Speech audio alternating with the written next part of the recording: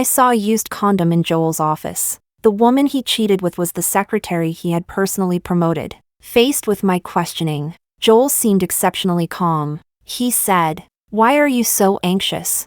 I'll marry you eventually, later." I broke off the engagement with him, but he thought I was only throwing a tantrum and started preparing the wedding. When his sworn enemy found out, he called him, "Is she even your wife for you to hold a wedding? How can you be so shameless?"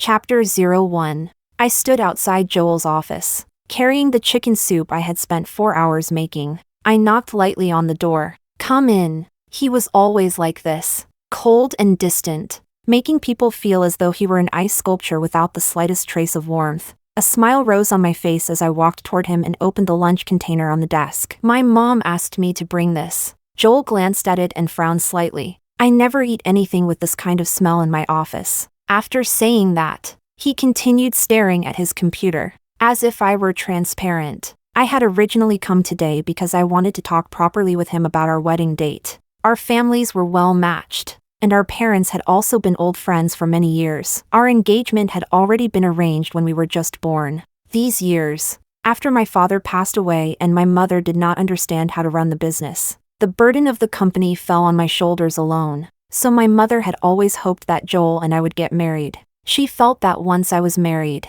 I would have someone to rely on and would not need to be so tired anymore. But I was already 28 this year, yet the wedding date had been delayed year after year. I opened my mouth before I could say what I wanted to say. Joel interrupted me. "Why haven't you left yet?"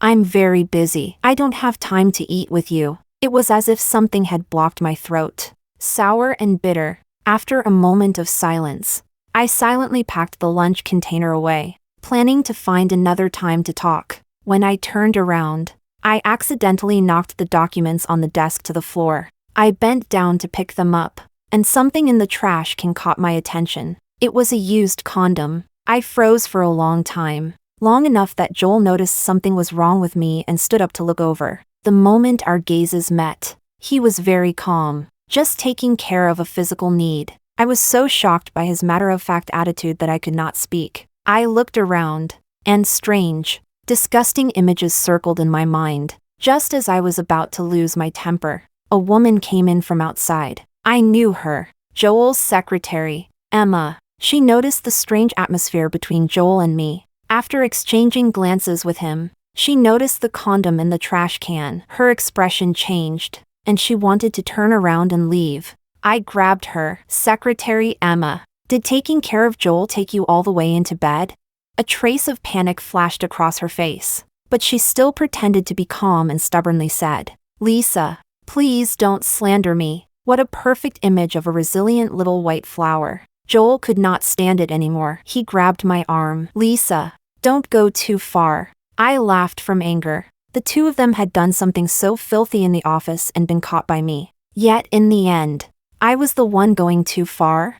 Chapter 02. In college, Joel had briefly dated Emma for a period of time. Later, Joel's parents forcibly separated the lovebirds. I did not know what they had threatened him with. In short, after that incident, Joel seemed to have truly settled down. Apart from me, there were no other women around him. It was just that he refused to get married and kept dragging things out with me. He said the company's business was busy, and that we should marry a couple of years later. But I knew very well in my heart that he was doing it on purpose. In order not to worry my mother, I had always pretended to be deaf and mute to the outside world. I lied and said that getting married later was a decision the two of us had made after discussing it together. Around a year ago, Emma appeared again. She came to Joel's company for an interview. At first, Joel did not hire her. Later, after learning that Emma's mother had been hospitalized with heart disease and urgently needed money, Joel pitied her and hired her back. For this, he had even specifically discussed it with me. His original words were, "Emma is suitable in every aspect. And this is also a time when we need people." Joel's meaning was very clear. He wanted to keep her, perhaps afraid that I would make trouble with his parents. He specifically promised me, "She and I are all in the past. You know I never go back to an old flame." Emma went from assistant to secretary in 1 year. First love was probably always beautiful. That was why even someone like Joel, who claimed he never went back to an old flame. Found it so difficult to forget. Chapter 03. Emma hid in the man's arms. Her eyes reddened. Joel was eager to protect her. He looked at me coldly. Lisa, why are you so anxious? I know that after Uncle passed away, Auntie has always hoped someone could take care of you. I already said it. It was just a normal man taking care of a physical need. I'll marry you eventually. A scoff suddenly came from behind me. This is the first time I've seen someone make cheating sound so fresh and refined. I turned around to look. Gabriel had arrived at some point, leaning lazily against the doorframe. Normal men aren't like you. I, for one, have never had that kind of need. I keep myself pure every day. Joel's face instantly darkened, and he gritted his teeth. Who let you in? These two had been sworn enemies since childhood. Whenever they met, they would argue. Gabriel raised his brow and pointed at Emma in Joel's arms. That mistress. She brought me in just now. Emma was both angry and embarrassed. You. All three gazes in the room fell on her. She lowered her head. He came to get project materials. I told him to wait in the reception room. Who knew he would? Who knew he would wander around blindly by himself? Joel was also furious, but he had no way to refute it. In the end, he could only clench his fists and call security. I stood in place, focused on watching the show. I even forgot that I was supposed to be the main character in today's drama. Chapter 04. Gabriel and I walked out of Joel's company building together. He invited me to get in the car, saying he would send me home. I shook the keys in my hand. I have my own car. His eyes dimmed a little, and the corners of his mouth curved into a lonely smile. Lisa, you still won't leave me even the slightest chance. Without giving me time to react, he had already gotten into the car. I stood by the roadside in a daze for a while. The car window slowly lowered. It seemed he had adjusted his emotions. He smiled. His charming, peach blossom eyes were very beautiful. And he asked, pretending to be relaxed, "It's my birthday tonight. Do you want to come?" I had not intended to go. I truly was in no mood today. But looking at Gabriel's expectant eyes, I still could not bear to refuse. All right. He let out a breath of relief. If I remembered correctly, this was the first time after turning 18 that I had agreed to celebrate his birthday. In past years, I had always refused. Ever since my father passed away, the family business had fallen entirely onto my shoulders. At the same time, I also had to take care of my studies. I had always been willing but unable. So all these years, apart from Joel, no one else could make an appointment with me. My time had only been reserved for Joel. Thinking of this, I suddenly felt like a joke. Chapter 05. After Gabriel left, I did not leave. Instead, I went to the security room. The surveillance camera in Joel's office had a password. As it happened, I knew the password. I casually found an excuse and sent the security staff away. Then I opened the surveillance footage from Joel's office. Scene after disgusting scene appeared before my eyes. From the desk to the sofa chair, all of it was their battlefield. I took out my phone and, holding back my nausea, recorded all of it. After filming, I ran to the trash can by the roadside and threw up. I vomited until my hands and feet went numb. Yet my mind became clearer and clearer. Perhaps this was not the first time Joel had messed around. It was just that this time, I had caught him red-handed. These years, I had already become used to Joel's coldness and perfunctory attitude. As if brainwashed, I believed that I absolutely had to marry Joel. I had almost forgotten that I also had the right to say, "Let's break up." Thinking of this, I took out my phone and opened the chat with Joel. "Let's break up." At this moment, I felt as if a heavy burden had been lifted. I should have done this long ago. After a few hours, Joel replied to my message, "Whatever." Only 2 words. It was his usual style. Chapter 06. At 9:30 that night, I arrived on time at Gabriel's birthday party. When I reached the door of the private room, I heard conversation coming from inside. "You haven't celebrated your birthday for so many years. Why did you suddenly decide to throw a party?" "He's sick, probably. It's such a last-minute gathering. We couldn't even get enough people." "What kind of birthday is this?" I pushed the door open and went in. Gabriel's close friends looked as if they had seen some rare creature. They froze in surprise, then slowly stood up. Lisa? I was a little confused. Their gazes moved back and forth between Gabriel and me, as if saying, "You actually pulled it off, huh?" Afterward, everyone gradually warmed up. After eating the birthday cake, someone suggested playing a game, Truth or Dare. The birthday boy had terrible luck. After several rounds, it was still him. He chose Truth. His friend excitedly asked, "After all these years, do you still like her?" Everyone present was watching the drama unfold. Only I had no idea what was going on and simply assumed it was a secret only they knew among friends. Gabriel nodded. Several girls hugged each other excitedly, their eyes glancing toward me from time to time. The man who asked the question laughed and patted Gabriel on the shoulder. He teased, "Bro, you're really devoted in love. Get lost." Gabriel blushed and started drawing cards again. This time, he chose Dare. The others became even more excited. They discussed for a long time, and the dare they finally came up with was, look into the eyes of the person sitting on your left for 30 seconds. The person sitting on Gabriel's left was me. He glanced at me, his expression somewhat unnatural. "Don't take the game too far." As he spoke, he picked up his glass, preparing to punish himself with a drink. I pressed down on his hand. "It's just eye contact. I can do it." Today was his birthday. I did not want to ruin everyone's fun. Besides, I was not so unable to play along. At some point, soft music began playing in the private room. The people around us were terrifyingly quiet. I stared at Gabriel's face and suddenly felt a little puzzled. He had not even drunk yet. Why was his face so red? My gaze uncontrollably moved downward and landed on the corner of his lips. This guy had very nice lips. Further down was his Adam's apple. He swallowed. I raised my eyes and met his gaze. My heartbeat suddenly quickened, and I instinctively looked away. It had not reached 30 seconds yet. The two of us failed to complete the task. In the end, we were both punished. Chapter 07. From that moment on, the atmosphere began to change. After the birthday party ended, Gabriel and I waited by the roadside for a designated driver. I clearly had a good tolerance for alcohol, but now, as the wind blew, my head suddenly felt foggy. Looking at the man's tall figure, some vulgar thoughts surfaced in my mind. As if possessed, I said, "Did you bring your ID? Why don't we go to a hotel?"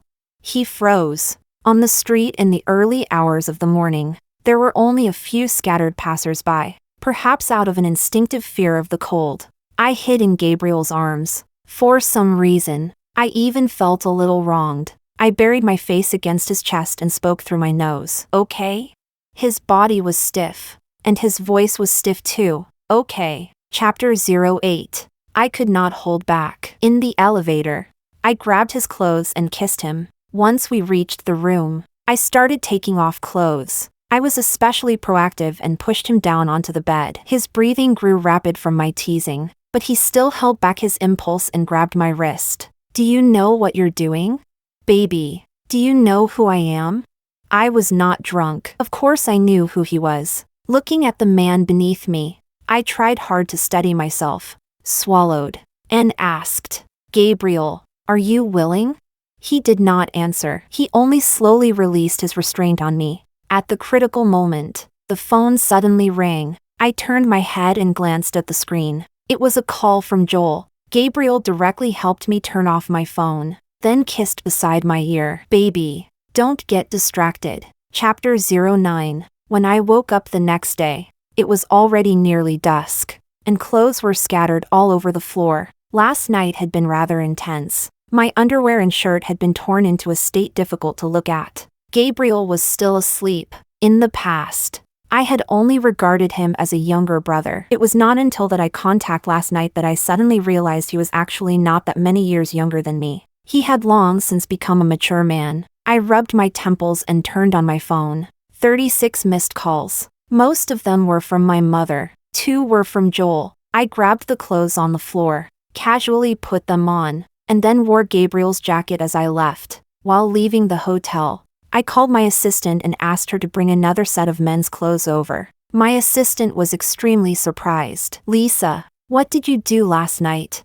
I hesitated. It's hard to explain in a few words. Chapter 10. When I got home, My mother was not there, but Joel was sitting in the living room, waiting for me. I was somewhat surprised. We had already broken up.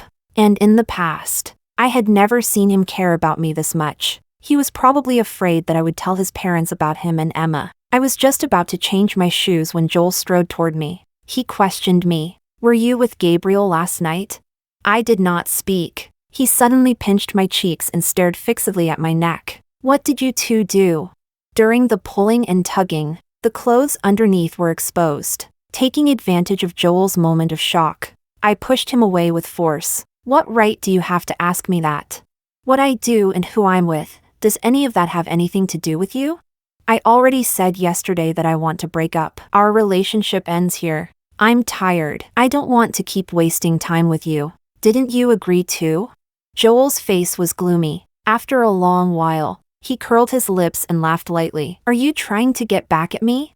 For the first time ever, he began to admit fault. "I admit that I went too far this time. I don't mind who you slept with. Let's just call it even now." I raised my hand and slapped him hard across the face. "Joel, I'm not that bored. I wouldn't compete with you over something like this. Get back at you? With that time, I might as well negotiate a few more projects." Joel pressed his tongue against the cheek I had slapped and raised his hand to wipe away the faint trace of blood at the corner of his mouth. "Lisa, don't regret this." After throwing down those words, he left. A man almost 30 years old, yet still so childish, only growing taller, not growing a brain. When my mother returned, I had just finished showering and come out of the bedroom. She carried vegetables into the kitchen. "Where's Joel?" "I just asked him to stay for dinner." I wiped my hair. "He left." My mother looked at me as if disappointed that I had failed to live up to expectations. "Why didn't you keep him here?" Seeing that my expression was not good, she asked, "Did you two argue?" "Lisa, this won't do. Girls still need to know how to act spoiled. It's all my fault for being useless and not being able to help you with anything. I raised you into such a boyish personality, always bottling everything up." She chattered nonstop. I interrupted her. "Mom, I want to break off my engagement with Joel." My mother's voice came to an abrupt stop. She froze for a moment. "What?"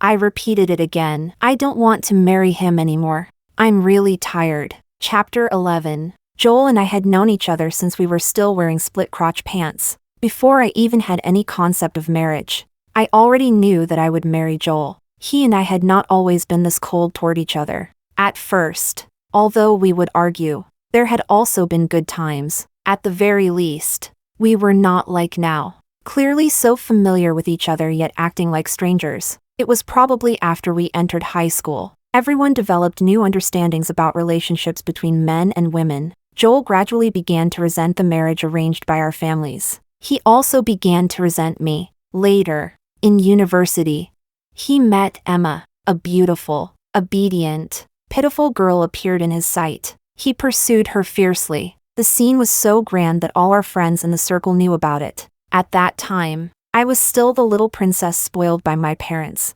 unable to tolerate even a grain of sand in my eyes. I had once made a scene with Joel and argued with him, but what I got in return was Joel completely tearing off all pretense with me. He said he did not like me at all. He did not like the aggressive way I acted. He did not like the way I seemed to stand above others. He confessed his love on the school field, clearly and passionately expressing his feelings to Emma. That version of Joel was one I had never seen before. As for me, I hid in the crowd and witnessed that scene with my own eyes. A few friends said that Emma's features looked somewhat similar to mine, and they asked one after another, "Could she be your substitute?" My heart hurt as if it were being torn apart. Looking at the two people embracing each other, I murmured, "But I'm right here. Why would he need a substitute?" During that period, I became the main topic of discussion in our circle. So did Emma. A girl from a poor family getting together with a rich young master provoked jealousy, and also envy. Some girls made things difficult for her. Although I disliked her, my sense of justice was strong enough that I helped her warn those who bullied her. With reddened eyes, Emma said, "You don't need to act out a good cop, bad cop routine here. It's not like I insisted on being with Joel. He's clearly the one who kept pestering me." Later, the matter reached our parents. Joel's parents stepped in and made Emma transfer schools. Joel was beaten black and blue by his father. Yet he surprisingly did not make trouble. Instead, he obediently accepted everything. But the relationship between us also became extremely subtle, neither close nor distant, suspended there just like that. During sophomore year, my father passed away from illness. I took on the company's affairs. Every day, I was overwhelmed by both school and business. I had no energy to deal with interpersonal relationships, and my marriage to Joel became a task I had to complete. Because my father liked him, my mother liked him too. A union between us seemed beneficial and harmless to both families. So I was supposed to marry him. As if possessed, I ignored the many hurts he caused me. I pretended to be deaf and mute, turned a blind eye, and endured everything, only to receive worse treatment in return. My sincerity was trampled on. Chapter 12. My mother did not agree with my idea of breaking off the engagement. She thought I was only throwing a tantrum, until I told her that Joel had cheated, and that the person he had cheated with was his first love from college. My mother was silent for a long time, and her eyes reddened. She apologized to me. "It's Mom who's sorry to you. All these years, I made you work so hard." I thought Joel was a good child, and our two families know each other so well. I hugged her and gently patted her back, just as she used to coax me when I was little. "Mom, even if I don't get married, I can still live very well on my own. Look, I've managed the company in perfect order all these years, haven't I?" The year-end was approaching, and every company was extremely busy. After that night, Gabriel never contacted me. I did not contact him either. I did not know how to define what had happened that night. Was it a momentary impulse driven by hormones? Or had I deliberately indulged myself? I did not know. I stood in front of the floor-to-ceiling window in the company, took out my phone, tapped on Joel's profile picture, typed out some words, and then deleted them. I exited, then tapped back in again and again, several times. After all these years of mutual torment with Joel, I no longer dared to take the initiative. I sighed and had just turned off my phone screen when my best friend's barrage of messages came through. She also attached several photos of Joel and Emma. Under the dim lights, they were kissing. Holy shit. Do they have no shame? They're actually being this blatant? Now those people in the circle are going to gossip about you behind your back again. Is this Emma trying to become a wealthy family's madam? She's really dreaming in broad daylight. It doesn't matter. I'm breaking off the engagement with him anyway. Best friend? Have you thought it through? All these years, she knew everything about Joel and me. She also understood my feelings for Joel better than anyone. From the beginning, when I had been full of anticipation about marrying him, to later treating it as a task, and now, to being completely disappointed. It's good to break it off. I'm just afraid he'll cause trouble for you. You're alone now, and I'm a little worried. I changed the subject and asked her, "Baby, what do you think of Gabriel? Best friend? What do you mean?" The corners of my mouth could not stop rising. "I slept with him. Best friend." The top of the screen kept showing that she was typing. After a long time, a message came through. "Wait for me. I'm coming to find you right now." Chapter 13. On New Year's Eve, a few friends sent me messages, saying we should all come out and get together. After I agreed, I told my mother and immediately drove out. When I reached the entrance of the bar, I saw a group of people gathered together from afar. I parked the car by the roadside and walked over, only to realize that they were all people I knew. Gabriel and Joel were fighting, and the others were trying to break them up. The two of them were like children, pinning each other to the ground like two mad dogs biting each other. Not even a group of people could pull them apart. One cursed, "Dead scumbag." The other cursed, "Dead simp. What are you doing? Gabriel, get up." It took every ounce of strength I had to stop the two of them. Gabriel's forehead was bleeding, the corner of his mouth was bruised, and there were tears in his eyes. He looked at me pitifully like a battle-damaged puppy. So terribly pitiful. I turned my head, just about to scold Joel a few times, only to discover that he was even more badly injured. Emma crouched beside him, supporting his arm and helping him up. I looked at Gabriel. "Can you still get up?" He shook his head miserably. I took out my phone. Then I'll call an ambulance. Don't. I can get up. I can. The two of them were still furious, glaring at each other with deathly intensity. The people around us explained in a rush. They were like needles against wheat awns. One wrong sentence and they started fighting. We couldn't pull them apart. We almost planned to call the police. It's New Year's. How big of a deal could it be? Joel's gaze landed straight on me. Lisa, come here. Accompany me to the hospital. He was so ridiculous. Emma was right beside him. The two of them were standing so intimately that anyone would think they were a couple. Yet Joel still opened his mouth and asked me to take him to the hospital? What a huge face he had. I said coldly, "We've already broken up. You should ask your girlfriend to go with you." The friends around us began asking questions and discussing all at once. Lisa, we're engaged. It's not something you can end just because you say we're breaking up. My mom has already agreed. After the new year, she'll go to your house and discuss breaking off the engagement with Uncle and Auntie. Joel seemed to grow anxious. His eyes actually reddened as he took a few steps toward me. Lisa, stop making trouble, all right? We've gotten through so many years. Why break up over such a small thing? He looked helpless. Let's just say what happened before was my fault. I promise you there won't be another time. Isn't that enough? Hearing this, Emma slowly let go of Joel's arm. In disbelief, she took several steps back. Tears slid down her cheeks, and she ran away crying. Yet Joel did not move at all. Didn't he love Emma very much? Wasn't she his first love? Hadn't he wanted to keep her by his side and take care of her even after all these years? What was happening now? Did he not love her anymore? Joel reached out to touch me. Gabriel stood firmly in front of me. Your girlfriend ran away. You should chase her instead of staying here to harass someone else. What does this have to do with you? What? You think that just because you slept together once, she'll like you? I'm telling you, you're just a tool she used to get revenge on me. There's no difference between you and a male prostitute. Enough! I interrupted Joel. I pulled Gabriel behind me. Joel, look at the face you're showing right now. It's truly disgusting. I feel sincerely sad that I ever liked you. After saying that, I pulled Gabriel and turned to leave. Joel's voice rang out behind me again. She's already been slept rotten by me. Gabriel, are you still treating her like some treasure?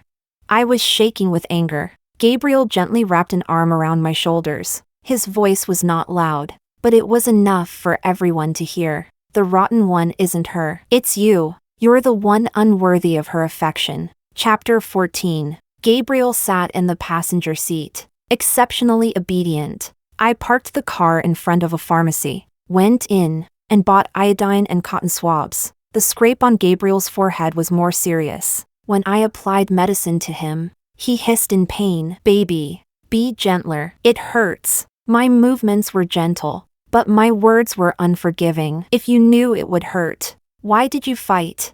Are you a 3-year-old child? Gabriel and Joel had been sworn enemies since high school, although they were not in the same grade. Every time they met, they looked like enemies. The two of them had a small argument every 3 days and a fight every 4. Their parents were called to school every week. After a long time, everyone got used to it. Teenage boys were at the lively and restless age, so the adults held the attitude that as long as they did not beat each other to death, it was fine, and let them be. I just did not expect that. Now that they were nearly 30, they could still fight in the street. I asked irritably, why did you fight this time?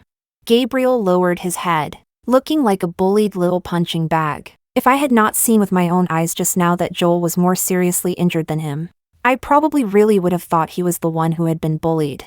I poked Gabriel's forehead. Talk. He insulted me. He said you were only playing with me, only treating me like a dog. He also said that if he crooked his finger, you would go back to his side, and told me not to embarrass myself. The hand applying medicine to him paused slightly. He held my wrist, seeming to gather all his courage as he asked me, Lisa, are you playing with me? Gabriel's eyes were tense, staring at me without blinking, as if trying to read the expression on my face. I did not answer. Looking at his lips, I leaned in and kissed him gently. Not far away in the square, the New Year countdown began. Fireworks bloomed brilliantly in the sky. Gabriel lowered his head and muttered, I don't care anymore. If you're playing with me, then play with me for a little longer. Being a dog isn't so bad either. He was persuading himself. I held his face and said seriously, Gabriel, I never thought about playing with anyone. I admit that on the night of your birthday, hormones really were at work, and I really was impulsive. But afterward, I thought about it carefully. I think being with you should be pretty nice. As I spoke, I kissed him on the lips. The smile in my eyes gradually deepened. Gabriel, Happy New Year. His eyes reddened with emotion, and he held me in his arms as if he had obtained a priceless treasure. He buried his head in the hollow of my neck and choked out, Lisa, Happy New Year. Chapter 15. After Joel's father and mother found out that I wanted to break off the engagement with Joel, they flew into a great rage. I heard that Joel had been locked up at home. Emma had also been fired. Joel's mother specially came to my home to apologize to me. After going around in circles, what she wanted was to persuade me to forgive Joel. Our two families had originally been in a cooperative relationship, and Joel and I were both only children. In the end, the family businesses would eventually fall into the hands of the two of us. Only through a marriage alliance could the benefits be maximized. In Joel's father's words, this was something he and my father had discussed long ago. Breaking off the engagement was not something I could do just because I said so. Joel's mother spoke earnestly and patiently. Lisa, all these years, you've supported such a large company all by yourself. Do you think those old foxes in the business world are truly convinced by you? If it weren't for Joel's father, do you really think a young girl like you, fresh out of the gate, could have held the group steady?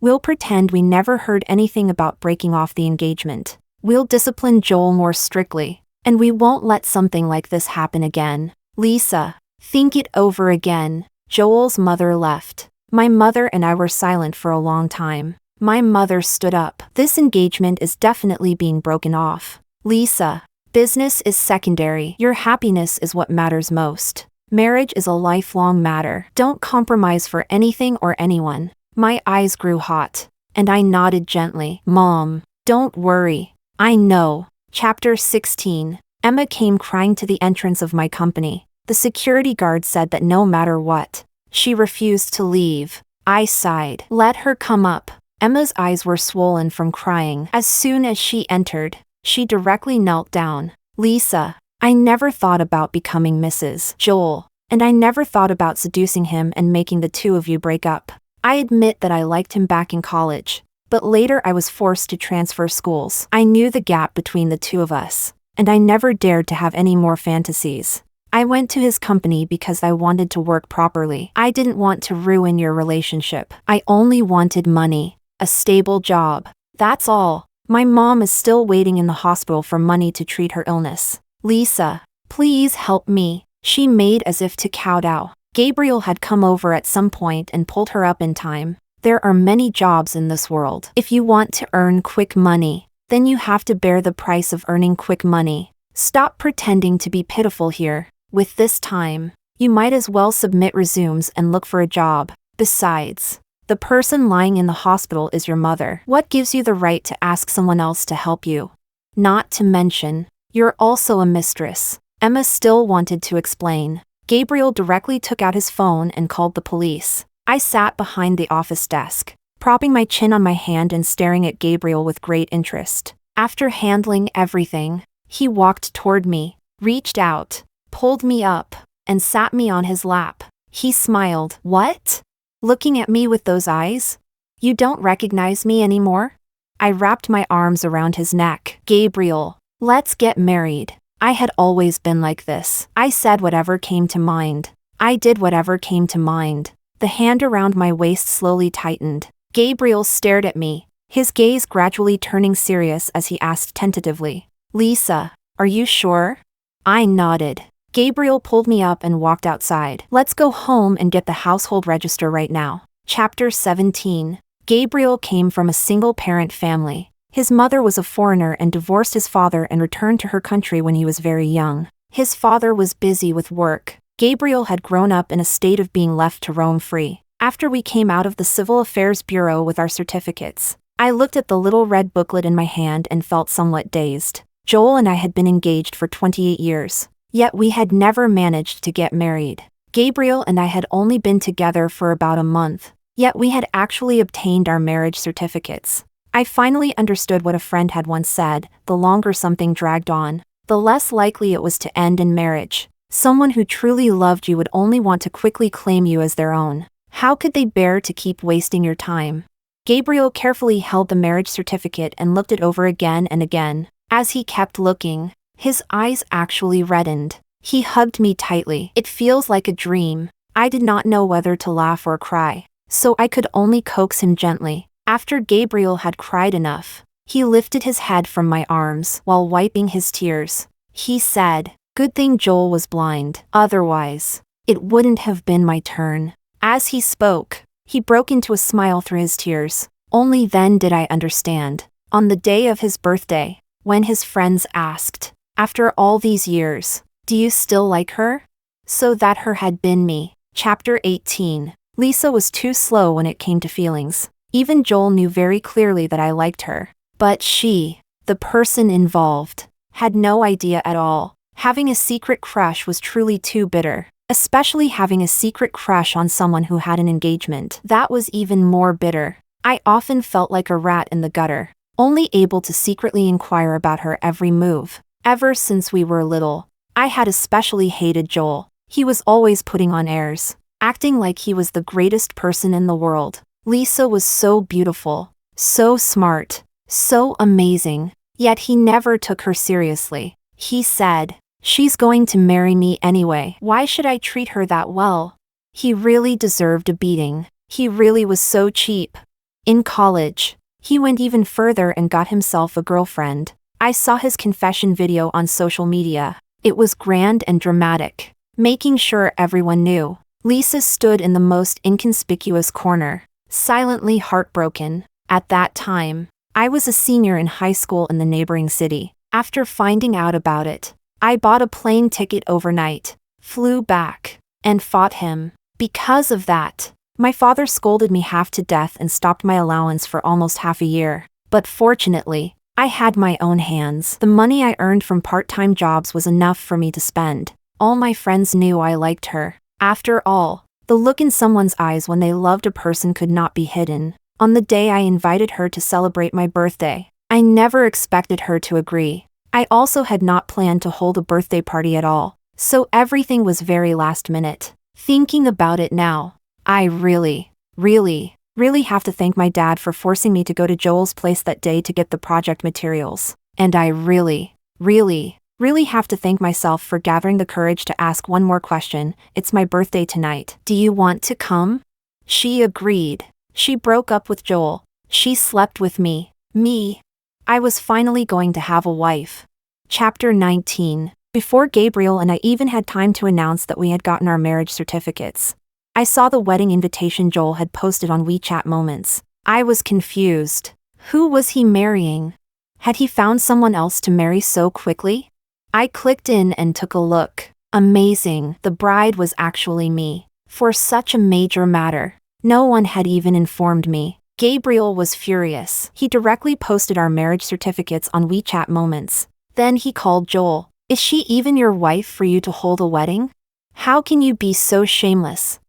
Chapter 20. Joel intercepted a cooperation project I had been negotiating for a long time. It had originally been just one step away from being signed, but the duck that was already in my mouth flew away. I was so angry that I rushed straight to Joel's company. He was calm and composed, sitting in his office chair with his legs crossed, looking at me with his chin raised. "Lisa, I've already admitted my mistake, and I've also cut things off with Emma. The wedding is being prepared. As long as you obediently come back, the project will still be yours." "Are you really going to marry Gabriel just to make me angry?" He was so confident. His confident appearance was extremely ridiculous. "Joel, I've already obtained my marriage certificate. My mom and Gabriel's father have already met too. We'll be holding our wedding very soon. With you acting like this now, are you trying to be the mistress?" I let out a scornful laugh. "You and Emma really are a perfect match. Both of you have a special fondness for the identity of being a mistress." His face darkened, and after holding it in for a long time, he finally squeezed out one sentence. "The marriage certificate is real?" I almost laughed out loud. He actually thought that I had forged a marriage certificate just to make him angry? I placed both hands on his desk, leaned over, and looked at him. I was too tolerant of you. I kept thinking about the friendship between our parents and didn't want to take things too far. Joel, you're the one who challenged my bottom line again and again. After saying that, I turned and left. That night, I found someone to post that disgusting video online. Joel's company's stock kept falling again and again. Chapter 21. Joel's father personally came to my house. He and my father had grown up together, then gone into business together and made their fortunes together. They had originally wanted their children to form a marriage tie, but fate was not something that could be forced. When my father was mentioned, Joel's father cried until his face was covered in tears and snot. Lisa, Uncle is sorry to you. I failed to teach Joel well. Don't worry, from now on, you're Uncle's own daughter. Joel's mother tugged at him from the side, giving him looks as she asked quietly, so the marriage is cancelled just like that? Shut up. Joel's father scolded in a low voice. Haven't we lost enough face already? Chapter 22. Gabriel and I held a grand wedding, from the rings to the wedding dress, and even the decoration of the wedding venue. Gabriel handled everything himself. The two of us could also be considered to have married in a flash. I was a little confused. How had he prepared so many things in such a short time? Just the wedding dress and the rings alone, from design drawings to rushed production, definitely could not have been completed without at least half a year. Gabriel wrapped his arm around my waist, rested his chin in the hollow of my neck, and said softly, I imagined this scene countless times. I drew countless design sketches for the wedding dress and the rings. I was prepared long ago. Prepared for what? Prepared for the day you kicked Joel away. So when you turned around, you could see me. What if I had never seen you? Gabriel smiled. Then I would give these to you as gifts. I stood on tiptoe and kissed his lips. Smiling, I said, now I'm yours. Chapter 23, Joel's Extra. Ever since I was little, I knew Lisa would be my wife. At first, I did not dislike it. I even felt quite happy about it. After all, when everyone else had no wife yet, I already had one. That was something worth being proud of. But as I grew older, all the friends around me began dating, changing girlfriend after girlfriend. Only I had to guard Lisa every day. Without the right to fall in love, I could no longer feel proud. I began to feel annoyed. I felt it was boring. I wanted to try someone different. Emma and Lisa were completely different girls. She did not have the arrogance Lisa had. She was obedient and easy to control, yet occasionally a little stubborn. That kind of her made me curious, so I pursued her fiercely. But in the end, that relationship ended without a result. My father threatened Emma into transferring schools. He said, between Emma and Lisa, you can only choose one. If you insist on being with Emma, then break off your engagement with Lisa. I did not want to break off the engagement. Strange, I clearly did not like her. But when it came time to choose, I instinctively wanted to keep her. I did not want to admit it. I began dating many women behind Lisa's back. It was not as high profile as before. I knew that with those women, I was only playing around. I was still going to marry Lisa. Emma's reappearance was an accident. I had not planned to keep her, but she kept pestering me, and even lowered herself to seduce me. Emma's eyes and brows looked somewhat similar to Lisa's. I thought, if only Lisa could be like her. I could not hold back. I kept her and had a relationship with her. I wanted to keep hiding it from Lisa. After all, my wife would only be her, occasionally stealing a taste on the side. Wasn't that a very normal thing? When Lisa discovered the condom, I admitted that I panicked for a moment, but very quickly, I calmed down again. After all these years, she had always stayed by my side. How could she possibly leave me over such a small thing now? Until I saw Gabriel's jacket on her, I completely panicked. That kid had been harboring improper thoughts about Lisa for a long time. Now that he had found an opening, how could that be allowed? But it was already too late. I tried to threaten Lisa into returning to my side. When the video appeared online, my father was so furious that he was hospitalized. When he woke up, he took back all my shares in the company. He said he had wronged Uncle Seong. He said that even when he went underground, he would have no face to see him. Chapter 24. When Lisa and Gabriel got married. I secretly went to the venue. She looked so beautiful in her wedding dress. I had not seen her smile like that in a long time. The sounds of discussion around me never stopped. Lisa's wedding dress was designed by Gabriel himself. And that veil is so beautiful too. Lisa's best friend cried messily. Boo-hoo. Her eyes are finally not blind anymore. That scumbag Joel delayed her for so many years. That was right. That scumbag, had delayed her for so many years. I quietly left the wedding venue. I walked to the roadside in a daze. Emma appeared from who knew where. Joel, you scumbag. My mom is dead. I'm not doing well. And don't you think you can do well either?